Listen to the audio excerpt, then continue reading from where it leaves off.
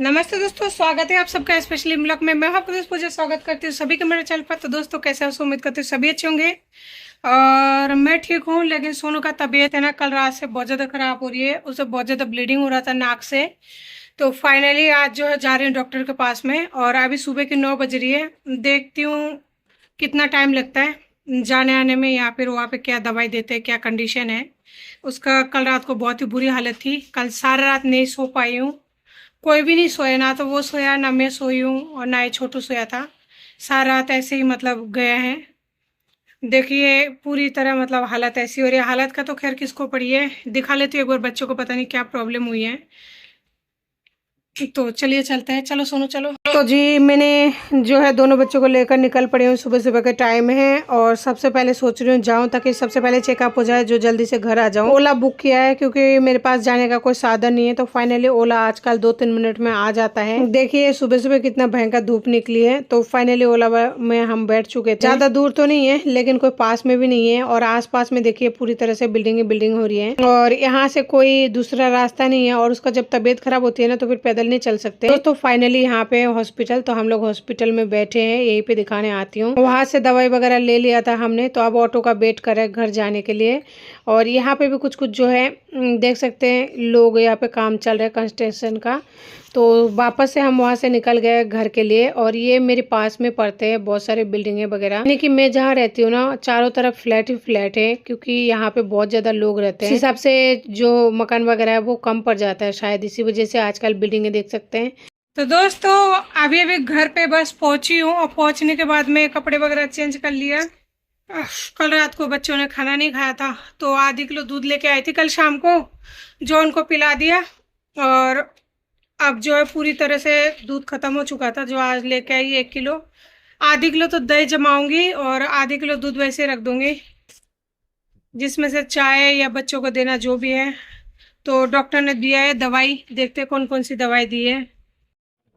और ये छोटू आते टाइम लिया है, ये क्या है ये। 2 मिनट रुक जाओ, दे रही हूँ, रुक जाओ। तो ये दवाई दिए डॉक्टर ने सोनू के लिए। एक तो नाक का ड्रॉप दिए, 2 नाक का ड्रॉप दिए। दोस्तों क्या बताए, वो कहते हैं ना आदमी टेंशन में होता है तो ऐसा ही होता है। एक तो ये गोली दिया है और ये दिया है 1 टाइम का। बाकी 2 दवाई में शायद छोड़ के आ गई। 4 दवाई दिया था डॉक्टर ने, ठीक है। 4 दवाई दिया था, तो 4 दवाई में से मैंने 2 दवाई है ना छोड़ के आ गई। अब बताओ क्या करूं। देख सकते हैं 4 दवाई है। अब 4 दवाई में से 2 ही दवाई है यहाँ पे। कल सारे रात नहीं सो पाई हो ना, तो है ना वहाँ नींदों में गई, नींदों में आई। अब ऐसा लग रहा है कि बहुत भयंकर चक्कर आ रहा है। डॉक्टर के पास गई दवाई के लिए और डॉक्टर को दिखा भी दिया, और दिखाने के बावजूद है ना दवाई नहीं लेके आई। अब बताइए 2 दवाई के लिए फिर कौन जाए। अभी अभी तो आई हूँ और बाहर इतनी धूप निकल रही है और मेरी हालत थोड़ा सा डाउन हो गई है, क्योंकि आज 2 दिन हो गए लगातार मैं जग रही हूँ। क्योंकि उसका ब्लीडिंग इतना ज़्यादा हो रहा था ना, मेरी हालत ख़राब हो गई। नींद ही नहीं आई सारे रात, क्योंकि बच्चा बैठा हुआ था, कहाँ से सोती। अब देखिए उस दवाई को लाने के लिए वापस से कौन जाए, और कौन है जो मुझे ला के देंगे वो दवाई। लेकिन दवाई लाना तो पड़ेगा, क्योंकि इसका हालत बहुत ख़राब है, लाना पड़ेगा। ऐसा होता है जो एक इंसान इतना ज्यादा दिमाग में टेंशन होती है ना, इतना ज्यादा परेशान रहता है, 24 घंटा जगना, रात दिन रात दिन रात दिन करे जाओ, तो ऐसा ही होता है। तो जी सबसे पहले मैंने यहाँ पे शुरुआत कर दी खाना बनाने की, क्योंकि सुबह जो है जल्दी निकल गए थे तो खाना नहीं बन पाया था। तो दोस्तों यहाँ पे मैंने बनाने के काट लिए है पत्ता गोभी। तो थोड़ा सा ऑयल डाल दिए, जीरा डाल दिए, हींग डाल दिया और पत्ता गोभी यहाँ पे डाल दिया, और नमक और हल्दी डाल दिया, अच्छे से मिक्स कर लिया है। और गैस को मैंने इस टाइम फुल ही रखा है, ताकि हल्का सा फ्राई हो जाए, उसका कच्चापन दूर हो जाए। तो इधर मैंने चढ़ा दिया चावल। चावल मेरा बन चुका है। तो जैसे चावल बन रही है, तो सूखे चावल तो खा नहीं सकते, थोड़ा सा दाल बनाऊंगी साथ में। और ये मसूर का दाल रखी हुई है, बस मसूर मसूर का दाल है ना, जब भी मन करता है वही बना लेती हूँ।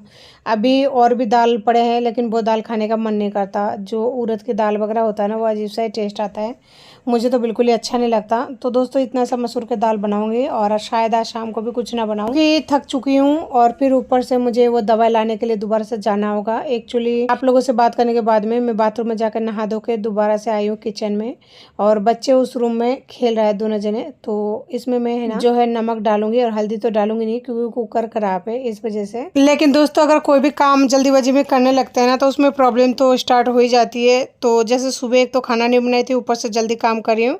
तो यहाँ पे छोटू ना जाने है ना इसका रबर कहाँ पे घुमा दिया। उससे पूछा कि रबर कहाँ पर है, तो कहता है पता नहीं है। फिर वो ढूंढ ढांड के मुझे ला के दिया, जब जाके उसको धो धा के मैं लगा दिया इसमें ढक्कन में, क्योंकि बच्चे है ना कुकर के जो ढक्कन की ऊपर रबर होता है ना, वो ले चल जाता है खेलने के लिए। तो फाइनली दाल में नमक डाल दिया और दाल भी चढ़ा दिया। इधर पत्ता गोभी को जो है एक बार अच्छे से फिर से पलट दिया, यानी कि मिक्स कर दिया।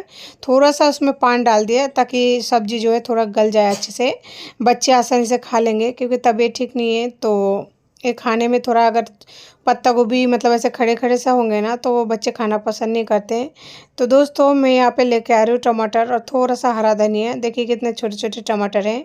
हमारे यहाँ पे ये जो है 40 रुपए किलो मिल रहा है इस टाइम। टमाटर महंगे हो गए गर्मी पड़ते पड़ते ही। और पहले जो 10 रुपए की धनिया की गट्ठी मिलती थी ना, बहुत ही अच्छा खासा मतलब मिल जाता था, यानी 200 ग्राम तक का है ना गट्ठी मिल जाता था। और आजकल है ना वही 200 ग्राम तो दूर की बात रही, 50 ग्राम तक की एक गट्ठी नहीं आती 10 रुपए का। यानी कि जैसे गर्मी पड़ना स्टार्ट हो जाती है ना, तो सब्जियां जो है खपत होने लग जाती है, फिर तो है ना सब्जी मिलना मुश्किल हो जाती है।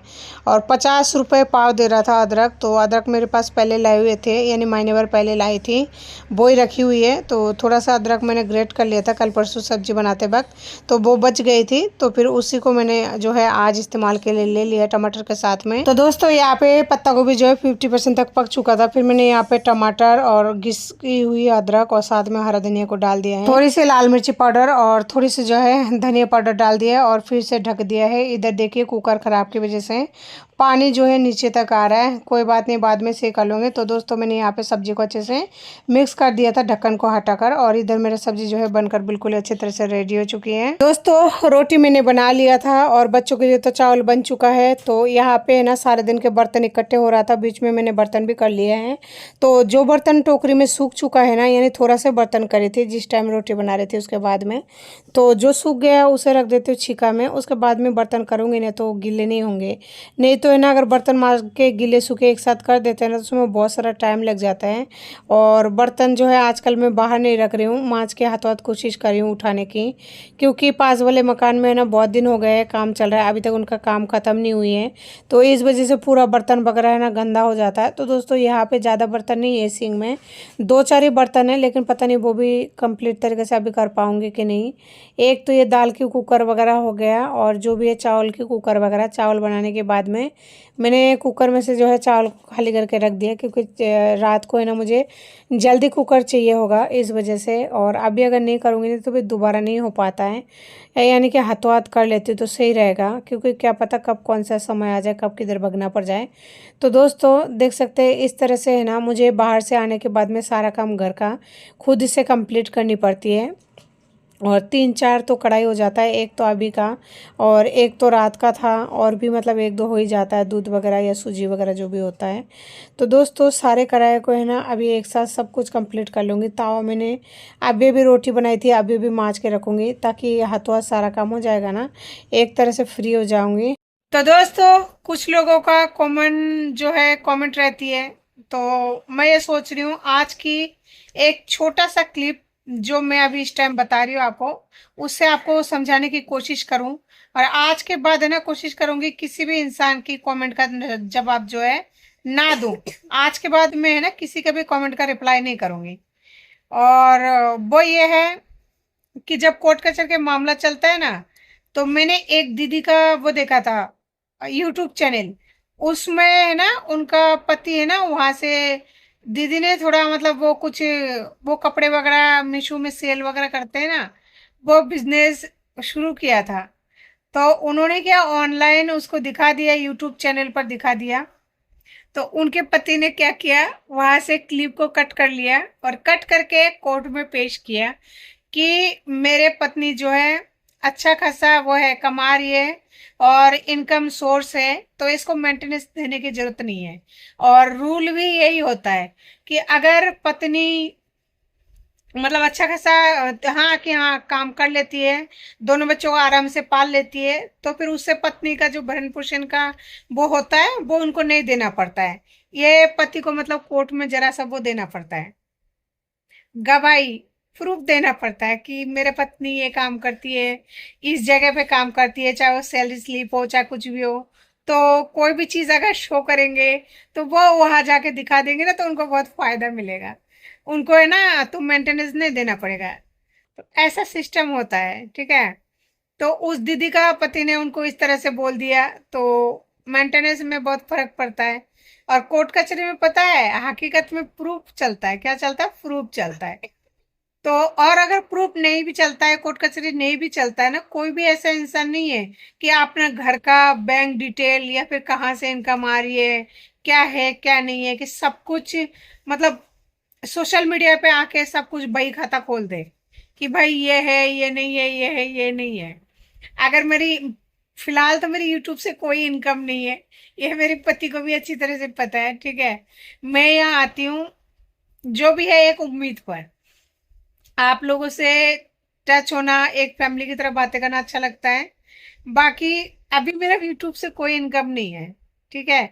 लेकिन अगर कभी इनकम आए भी ना, या मेरी फर्स्ट पेमेंट भी अगर आए ना, तो भी मैं उसको शो नहीं करूंगी और शो कर भी नहीं पाऊंगी। शो इसलिए नहीं कर पाऊंगी क्योंकि अगर मैं जरा सा शो करूंगी तो यहाँ से क्लिप कट के कहाँ पहुंचेंगे, कोर्ट में। सबूत के तौर पर मेरी पत्नी जो है यूट्यूब से इतना इनकम करती है, जो उसकी है ना वो क्या बोलता है गुजारा भत्ता, मेंटेनेंस का देने की कोई जरूरत नहीं है। तो कई सारे चीज कोर्ट कचहरी में जो है होती है। तो ऑन कैमरा है ना, आप हर चीज को नहीं बयां कर सकते बोल के। बहुत सारी बातें हैं जहां मैं बोलना चाहती हूँ क्योंकि आप लोगों को फैमिली मानती हूँ, लेकिन नहीं बोल सकती। बहुत सारी बातें हैं, ठीक है। तो कुछ कुछ बातें जो जवाब जो सवाल उम्मीद करती हूँ आप लोगों का दे पाई होंगी। तो आप लोग है ना इतना ज्यादा मतलब वो मत सोचिए कि कैसे क्या करती है कैसे। वैसे भी एक औरत है ना इजीली चला लेती है, जो औरत 7 साल से बिना पति के घर को मैनेज करती है ना, तो उसे पता है कि महीने में कितना राशन आता है, कितना क्या आता है, बच्चे कितना रोटी खाते हैं। मेरा बड़ा वाला बेटा एक रोटी खाता है, छोटा वाला आधी रोटी खाता है। 10 किलो आटा मेरा महीने भर चल जाता है, दोनों भाई खाता है। मैं रोटी खाना पसंद नहीं करती हूँ, चावल खाती हूँ, तो मेरे लिए चावल ही आता है। तो अगर इंसान नहीं भी इनकम करता है ना, कोई भी भूखे नहीं रहता है। सुबह उठेंगे खाली पेट, लेकिन 2 वक्त की रोटी खाकर ही सोते हैं। भूखे कोई भी नहीं रहता है, चाहे उनका इनकम हो चाहे नहीं हो। भगवान ने पेट को एक ऐसा चीज बना दिया है ना जिसको तो भरना ही भरना है।